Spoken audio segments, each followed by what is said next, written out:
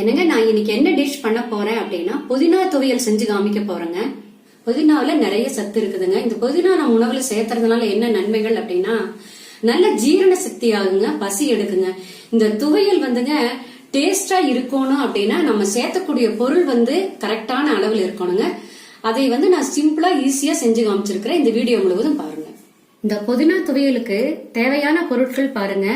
புதினா வந்துங்க சின்ன கட்டு ஒண்ணு வாங்கிங்க, சுத்தம் பண்ணி வச்சிருக்கிறேங்க. ஒரு நாம்பல் வருதுங்க. அதுக்கு பாருங்க சீரகம், பெருங்காயம், காரத்துக்கு வரமிளகாய், கடலம்பருப்பு, உளுந்தம்பருப்பு, பூண்டு, ஆயில் கொஞ்சங்க, தேங்காய் ஒரு சின்ன மூடி எடுத்து வச்சிருக்கிறேங்க, கருவேப்பில், தேவைக்கு உப்பு, புளிங்க. ஒரு தவா ஒண்ணு அடுப்புல வச்சுக்கோங்க. வச்சுட்டுங்க 1.5 டேபிள் ஸ்பூன் எண்ணெய் ஊத்திக்கோங்க. எண்ணெய் காயிட்டுங்க, ஆயில் காஞ்சிருச்சுங்க.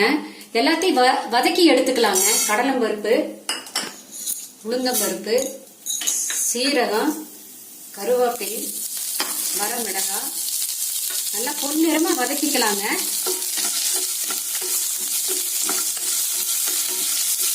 கடலைப்பருப்பு வந்துங்க 1.5 டேபிள் ஸ்பூன் எடுத்துருக்கிறேங்க. நீங்க கடலைப்பருப்பு எந்த அளவு எடுக்கிறீங்களோ அதே அளவு தாங்க வெள்ளை உளுந்த பருப்பு எடுக்கணும். 1.5 டேபிள் ஸ்பூன் வெள்ளை உளுந்த பருப்பு எடுத்துருக்கிறேங்க. கடலைப்பருப்பு, உளுந்தம்பருப்பு இந்த மாதிரி நல்லா பொன்னிறமா வதக்கிக்கோங்க. கருவேப்பிலை அப்படி தாங்க நல்லா இந்த மாதிரி வதக்கிக்கோங்க. இந்த மாதிரி வதங்கினாதாங்க அந்த சட்னி வந்து நல்ல அந்த துவையல் வந்து நல்ல டேஸ்டாவும் இருக்கும், மணமாவும் இருக்குங்க. பெருங்காயத்தூள் இதோடய போட்டு வதக்கிடுங்க. பூண்டு எடுத்து வச்சிருக்கிறோம் இல்லைங்களா, அதையும் இதோடய சேர்த்துருங்க. சேர்த்துட்டு நல்லா அதையும் வதக்கிடுங்க. பாருங்க நல்லா வதக்கியாச்சு. இப்ப என்ன செய்யறோம்னா இதை எடுத்து ஒரு பவுல்ல போட்டுக்கோங்க.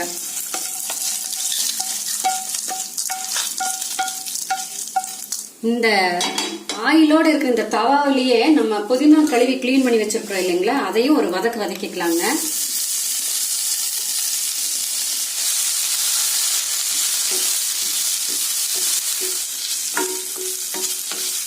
பாருங்க புதினாவையும் நல்லா வதக்கியாச்சுங்க. இப்ப அடுப்பு ஆஃப் பண்ணிருங்க. ஆஃப் பண்ணிட்டு நம்ம எல்லாம் வறுத்து வச்சிருக்கிறோம் இல்லைங்களா, அதோடய சேர்த்துருங்க. இதையும் சேர்த்துட்டுங்க தேங்காய் ஒரு மூடி எடுத்து வச்சிருக்கிறோம், அதையும் இதோடய சேர்த்துருங்க.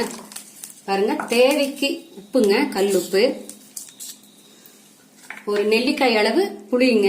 இப்ப என்ன செய்யறோம்னா இதை நைஸா ஆட்டி எடுத்துக்கலாங்க. மிக்சியில போடுறவங்க மிக்சியில போடுங்க, ஆட்டுக்கல்ல போட்டு ஆட்டி எடுக்கிறவங்க கல்லுல போட்டு நைஸா ஆட்டி எடுத்துக்கோங்க. ஆட்டுக்கல்ல போட்டு ஆட்டி எடுத்துக்கலாங்க.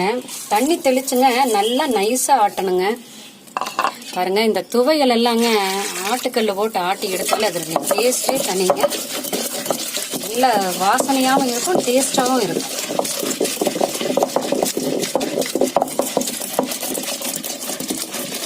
சட்னி நைஸா ஆட்டி எடுத்தாச்சுங்க.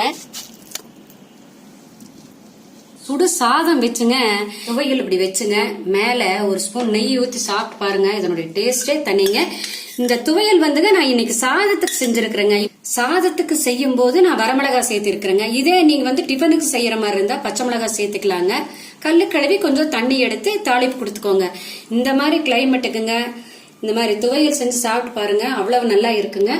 இந்த துவையல் செய்யும் போதுங்க கவனிக்க வேண்டியது என்ன அப்படின்னா, ஒரு பிஞ்சு காரம் கொஞ்சம் ஜாஸ்தியா இருக்கணுங்க, புளிப்பும் ஜாஸ்தியா இருக்கணும். அப்பதாங்க அந்த துவையல் நல்லா இருக்கு. சாதம் வந்துங்க சாதம் போறதே தெரியாது, அவ்வளவு நல்லா இருக்குங்க. நீங்களே இதே மாதிரி இந்த அளவுல சட்னி செஞ்சு சாப்பிட்டு பார்த்துட்டு உங்க கமெண்ட்ஸை சொல்லுங்க.